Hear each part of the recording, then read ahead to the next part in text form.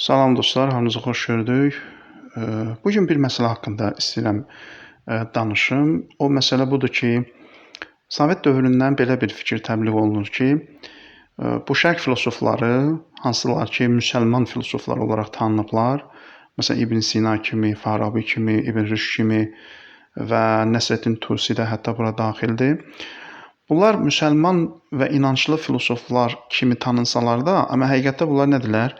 Materialist olublar, ateist olublar. Və dəlil nədir? Dəlil bunların öz əsərlərində qeyd elədiyi fikirlərdir. Məsələn, biz onların əsərlərini oxuyanda bu fikrə rast gəlirik ki, onlar aləmin əzəli olduğunu deyirlər. Aləm əzəlidirsə, mənası budur ki, artıq onu yaradan bir qüvvə yoxdur. Və bu teist dünya görüşündən ziddiyyət təşkil edir. Çünki teist dünya görüşündə, yəni Allahın varlığı qəbul edilən, yaradan bir gücün var olduğu qəbul edilən dünya görüşündə kainat sonradan yaranıb. Çünki onu sonradan Allah yaradıb. Amma materialist dünya görüşündə xeyr, kainat elə əzəldən var, onu yaradan yoxdur. Ona görə bu fikir belə təbliğ olunur ki, bu İbn Sina olsun, Farabi olsun, Nəsrəddin Tusi olsun, bunlar nə olublar? Materialist olublar, ateist olublar. Mən sizlə bu məsələni müzakirə edeyim sizlərlə ki, bu nə qədər dəqiqdir, nə qədər düzgün yanaşmadır. Baxın dostlar, mən nümunə olaraq bir kitab seçdim. Bu İbn Sinanın Əş-Şifa kitabıdır, ensiklopedik əsəridir. İbn Sinanın orijinal mətndir.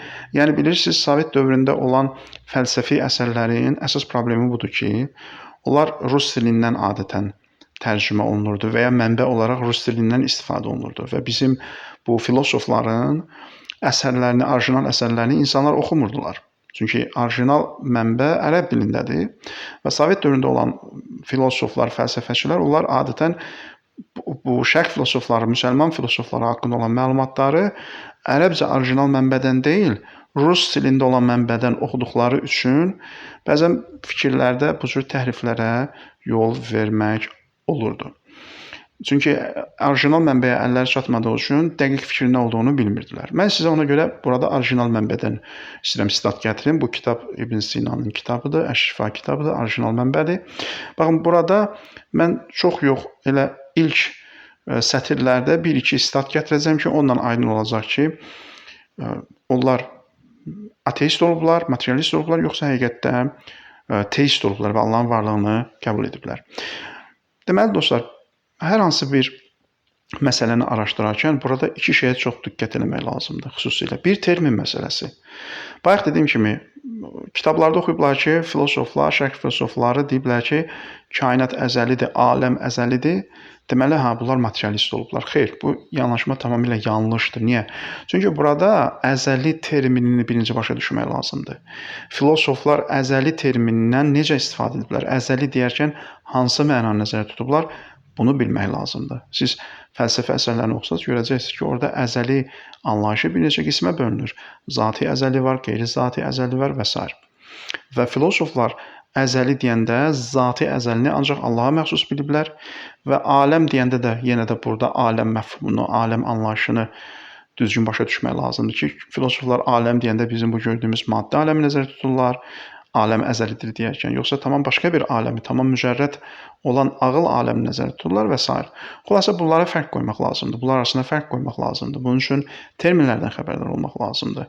Əlbəttə ki, o əsər dilimizdə tərcümə olunanda, məsələn biz deyirik ki, İbn Sina deyib ki, aləm əzəlidir və insan avtomatik bu nəticəyə varır ki, deməli o kainatın, maddi aləmin əzəli olduğuna inanıb, deməli o materialist olubdur. Amma onların əsərlərini oxuyanda, terminləri necə izah etdiklərini baxanda gör ki, xeyr, burada məqsəd tamam başqa bir şeymiş. Bu bir. İkinci məsələ ki, diqqət edəcəyik, orijinal mətni oxumaq. Bayaq dediyim kimi, Sovet dövründə olan ən ciddi problemlərdən biri budur ki, o dövrün filosofları, fəlsəfəçiləri əlləri orijinal mənbəyə çatmırdı. Ona görə müəlliflərin həqiqətdə nə demək istədiklərini dəqiq şəkildə bilmirdilər. Mən sizə istəyirəm burada orijinal mənbədən sitat gətirim. Baxın, ilk sətirlərdən bir neçə sitat gətirəcəm və salam. Ondan mətləb aydın olacaq. Başlayırıq nədən? Baxın, İbn Sina Deməli, burada Əl-Məqalətul Ulə və hiyə 8 fusul. 10 dənə məqalə var burada, 8 dənə fəsil var. Əl-Faslul Əvvəl, birinci fəsil, Əl-Fəlsəfətül Ulə. Birinci fəlsəfə dedikləri İbn Sinanın birinci fəlsəfə adını verdiyi, hansı ki, varlığı orada müzakirə edir, varlıq mövzusu orada araşdırılır. Onun mövzusu haqqındadır. Fi ibtidai talabi mövdu'il fəlsəfətil Ulə لِتَتَبَيَّنْ اِنِّيَّتُهُ fil ulum. Aydındır, birinci burada fəlsəfə-i ulə, birinci fəlsəfə dediyi, adını verdiyi bu fəlsəfənin mövzusu burada müzakirə olunur. Baxın, İbn Sina lap əvvəldə nə yazıb? Elhamdülillahi Rabbil aləmin. Həmd olsun aləmlər Rəbbinə və salatuhu alə'n-nəbiyyil Mustafa Muhammed və alihil əkraminən əcməin. Əl-əkraminə əcməin. Baxın, nə ilə başlayır İbn Sina kitaba? Allaha həmdlə və onun peyğəmbərinə və əhl-i beytinə təriflə. Ola bilər, müasir fəlsəfəçilər üçün bu çox təəccüblü gəlsin. Nə mənada? Çünki belə bir fikir dolaşır ki, güya fəlsəfə və din bunlar iki fərqli bir şeydir və ikisi bir arada cəm ola bilməz.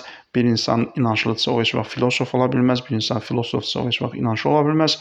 Yəni bu nə qədər absurd olduğunu bunu İbn Sina misalı üzərindən vermək istəyirəm. Yəni yəqin ki, heç bir obyektiv insan, yəni fəlsəfədən başı çıxan, ali səviyyədə demirəm, orta səviyyədə də demirəm, ibtidai səviyyədə fəlsəfədən başı çıxan obyektiv bir insan İbn Sinanın necə bir filosof olduğunu yəqin ki, dərk edir.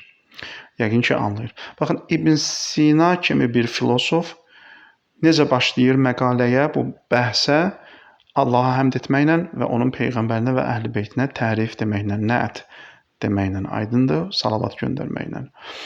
Bu birinci dəlildir ki, əsas dəlildir ki, bu insan nəinki təkcə teist olub, teist yəni Allahın varlığını qəbul edən, həm də bir müsəlman olubdur, Allahı qəbul edib, peyğəmbəri qəbul edib, onun əhl-i beytini qəbul edib, nə bilim, müsəlman olub və s.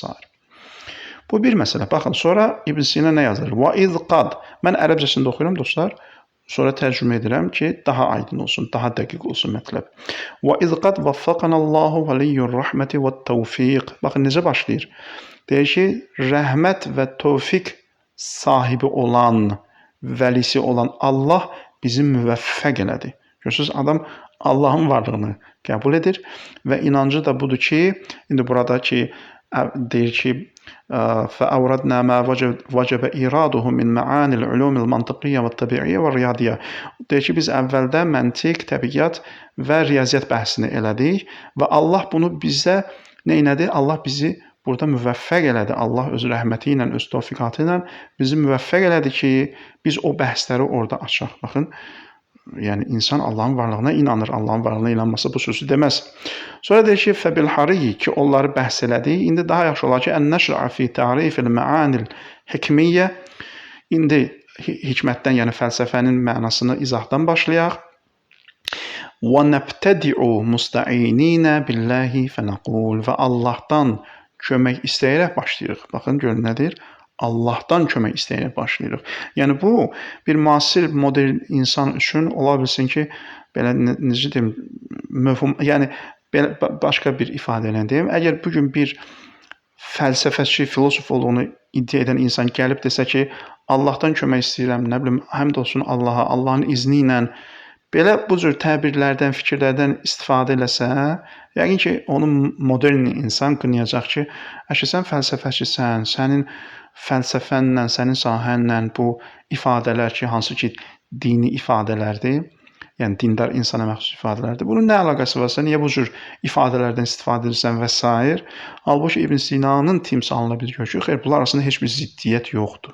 Yəni bir insan filosofdursa, o mütləq ateist olmalıdır, materialist olmalıdır, nə bilim, sekulyar olmalıdır. Belə bir anlayış yoxdur.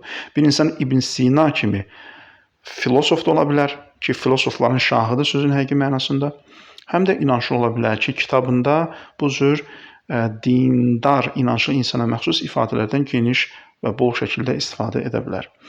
Xülasə, bu İbn Sinanın rəyidir. Sonra İbn Sina burada elmləri, fəlsəfəni hissələrə ayırır, nəzəri fəlsəfə, əməli fəlsəfə, sonra hər birində 3 şeyə ayırır, nəzəri fəlsəfənin qolları, əməli fəlsəfənin qolları. Gəlir sonda nəzəri fəlsəfənin bir qolu olan ilahiyyat, hansı ki, bayaq dediyim kimi, Əl-Fəlsəfətül Ula, birinci fəlsəfə adını verdiyi ki, orada ancaq varlıq və onun əhvalı, hallarından bəhs olunur. Ona həm də bu filosoflar ilahiyyat da deyiblər. Baxın, burada ilahiyyat sözünün kökündə ilah, tanrı da var. Xülasə, burada deyir ki, baxın, bu məsələ çox önəmlidir. Bunu istəyirəm qeyd edim, şahid kimi. Yəni İbn Sinanın və onun timsalında digər şərq filosoflarının inanclı olduğuna şahid qismində bunu gətirmək istəyirəm. İbn Sina buyurur ki, وأن الإلهية تبحث عن الأمور المفارقة للمادة بالقوام والحد. Buyurur ki, fəlsəfədə maddədən uzaq olan, belə deyək, yəni maddi olmayan, mücərrəd olan, istər bilqivam, vücud etibarilə, istər mahiyyət etibarilə maddi olmayan, mücərrəd olan şeylər müzakirə olunur, məsələlər müzakirə olunur.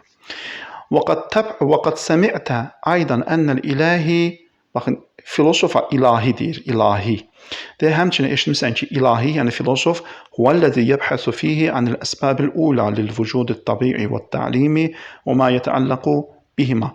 İlahi, yəni filosof o şəxsdir ki, deməli, istər təbii vücud olsun, istər təlimi vücud olsun və istərsə də bu ikisi ilə əlaqəli olan məsələlər olsun. Təbii vücud, təlimi vücud nədir bunlar dostlar? İnşallah fəlsəfə dərslərimiz olacaq, orada qeyd edəcəm. İstər təbii vücud olsun, istər təlimi vücud olsun və istərsə də bunlarla əlaqəli məsələlər olsun, bunların əsas səbəbini araşdırır. Əsas ilk səbəbini araşdırır. O ilk səbəb nədir? Baxın, burada şahid bunu gətirmək istəyirəm. وَأَنْ مُسَبِّبِ الْأَسْبَابِ وَمَبْدَأِ الْمَبَادِ وَهُوَ الْإِلَهُ تَعَالَى وَهُوَ الْإِلَهُ تَعَالَى جَدُّهُ. Bu kimdir?